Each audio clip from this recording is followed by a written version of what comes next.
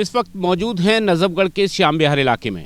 Nagli सक्रावती ward का ये हिस्सा है और दीनपुर श्याम विहार पार्क में हम लोग मौजूद हैं। हमारे सामने तालाब है जिसमें छठ पूजा हर साल होती आई है। इस बार भी श्रद्धालुओं को उम्मीद है कि छठ पूजा होगी। हालांकि कोरोना की वजह से इस बार लोगों को उम्मीद है कि शायद कुछ जो नियम कायदे कानून होंगे वो चेंज होंगे, जैसी गाइडलाइंस होंगी उसके अनुरूप छठ पूजा जो समारोह है उसको हमेशा की तरह धूमधाम से मनाया जाएगा। हमारे साथ मौजूद हैं सुखबीर शौकीन, जो यहाँ की निगम पार्षदा हैं। संतोष शौकीन उनके पति हैं। हमेशा से समाज के जो कार्य हैं उनमें बढ़ चढ़ के हिस्सा लेते हैं और तमाम सुख सुविधाएं देने के लिए प्रयासरत रहते हैं। सुखबीर जी, बहुत बहुत स्वागत है आपका। बहुत बहुत धन्यवाद खुशी जी आपका। क्या कुछ कहेंगे इस नज़ारे के लिए? यहाँ पे आप लोग जो पार्क है आपका, जो छठ पूजा का घाट है उसकी सफाई जारी है, उम्मीद है कि छठ पूजा होगी? बिल्कुल, क्योंकि पूर्वांचल का सबसे बड़ा त्यौहार है ये छठ पर्व, और हमारे को उम्मीद है कि दिल्ली सरकार और केंद्र सरकार इसकी गाइडलाइन बना के और छठ पूजा की अनुमति देगी। तो कब तक की ये उम्मीद है कि पार्क को साफ कर लिया जाएगा? मैं देख पा रहा हूँ पानी जो है काफ़ी भरा हुआ है, कीच काफ़ी जमा होगी, मलबा काफ़ी निकलेगा। कब तक उम्मीद है कि साफ हो पाएगा? पिछले 4 दिन से हम लगातार इसकी पानी की निकासी कराई जा रही है। असल में आपके माध्यम से मैं बताना चाहता हूँ कि पिछले 8 वर्ष से यहाँ पर छठ पूजा होती है, और ये जब पार्क सुमेश जी ने सर्वांचल छठ पूजा समिति बनाई और जो पूर्वांचल के भाइयों की जो डिमांड थी, उन्होंने अपने एमएलए कार्यकाल में रहते हुए इस घाट का निर्माण कराया गया और 8 वर्ष से लगातार यहाँ पर पूजा हो रही है। अब आपको पता है पूरे विश्व में कोरोना जैसी महामारी फैली हुई है। हम यही निवेदन करेंगे दोनों सरकारों से कि जल्दी से जल्दी गाइडलाइन तैयार करके जो छठ पूजा गाइडलाइन जो होगी उससे हम इसको छठ पूजा का आयोजन करेंगे।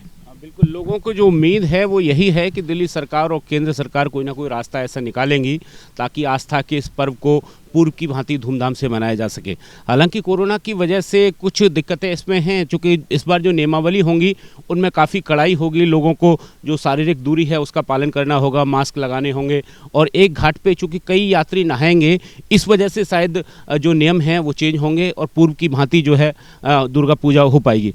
क्या लगता है सुखबीर जी, किस तरह के यहाँ कितनी भीड़ होती है? चूँकि मैं पूर्व में इस घाट को कवर करता रहा हूँ, काफ़ी संख्या में लोग यहाँ पे जुटते हैं। ऐसे में बड़ी चुनौती भी आप लोगों के सामने होगी कि अगर अनुमति मिल जाती है तो शायद घाट को और बड़ा करना पड़े या अतिरिक्त घाट बनाने पड़े श्रद्धालुओं के लिए। मैं आपके माध्यम से बताना चाहता हूँ कि हमारी सर्वांचल छठ पूजा समिति रजिस्टर्ड है इस घाट के लिए, और पिछले 4 दिन पहले एक मीटिंग बुलाई थी सभी जो पदाधिकारी गण थे, तो उन्होंने एक फैसला लिया कि भाई जैसे दिल्ली सरकार और केंद्र सरकार हमारे को गाइडलाइन देगी उस पर पालन करते हुए यहाँ छठ पूजा का आयोजन किया जाएगा। और जो है जैसे आप बता रहे हो कि चुनौतियाँ बहुत ज़्यादा हैं, पर हमारे जो छठ पूजा समिति के सहयोगी साथी हैं, पदाधिकारी हैं, उन्होंने एकदम ठान रखा है कि जो सोशल डिस्टेंस के हिसाब से मास्क का प्रयोग करते हुए सैनिटाइज की बाकायदा यहाँ वो रखी जाएगी, और जो आदेश होगा उसको जरूर पालन करते हुए छठ पूजा। मेरा सवाल ये है सुखबीर जी कि जितनी संख्या यहाँ पे उपस्थित होती है हर साल श्रद्धालुओं की, उसको देखते हुए और शारीरिक दूरी के जो नियम हैं उनको देखते हुए कोरोना काल में क्या इस बार घाटों की जो संख्या है वो बढ़ाई जाएगी? क्योंकि श्रद्धालु तो लगभग उतने ही होंगे, तो घाटों की संख्या इस बार बढ़ाने का विचार है कुछ? नहीं, घाटों की संख्या तो क्योंकि हमारा घाट जो है सबसे, या तो कुतुब विहार में छठ घाट है वो सबसे बड़ा है मटियाला विधानसभा में, या उसके बाद ये छठ घाट है।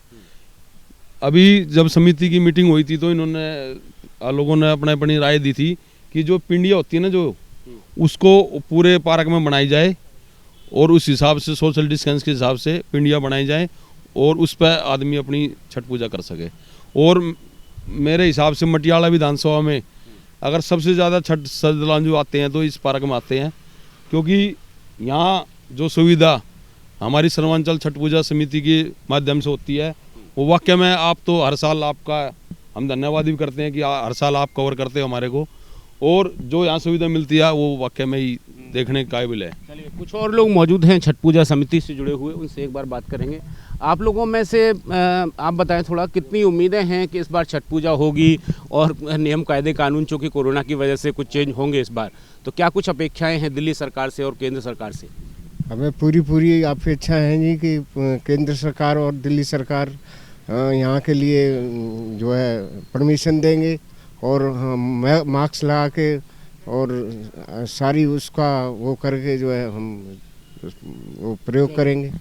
भाई साहब आगे आइए आप ये बताइए, बड़ी चुनौती इस बार हो जाएगी क्योंकि छठ का जो पर्व है एक घाट पे लोग खड़े होते हैं और बड़े नज़दीक होते हैं और भीड़ काफ़ी होती है, ऐसे में चुनौतियाँ ज़्यादा बड़ी होंगी अगर छठ पूजा होती है तो? बिल्कुल ज़्यादा होंगी, चुनौती बड़ी होगी। इसके लिए सोशल डिस्टेंसिंग का पालन करिए, अब बहुत ज़रूरी है, दूरी बनाओ। ये आजकल कोरोना काल चल ही रहा है और ये हमारे भाई शौकीन जी हैं, अब जैसे भी होगा पूरी व्यवस्था करेंगे और छठ पूजा मनाई जाएगी।